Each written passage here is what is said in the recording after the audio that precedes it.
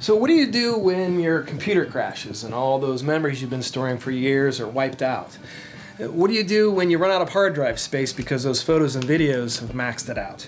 And what do you do about the cloud storage service that you use to have to continually pay to upgrade storage and you forget the password? Well, this is what you do. Watch.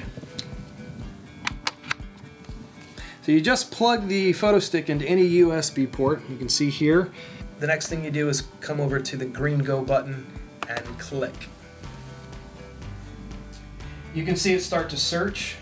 It's going to seek out and discover every single photo and video on this computer like a media bloodhound. Now it's very fast, but I'm going to go ahead and speed up the video so you can see this happen at a super speed.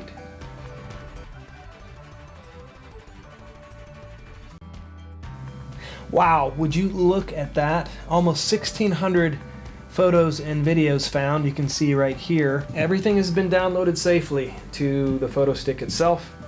So when you're finished, you can just pop this out of the port and throw it in a drawer. In case your computer ever crashes, hopefully not, you can rest assured that all your memories are stored safely on PhotoStick.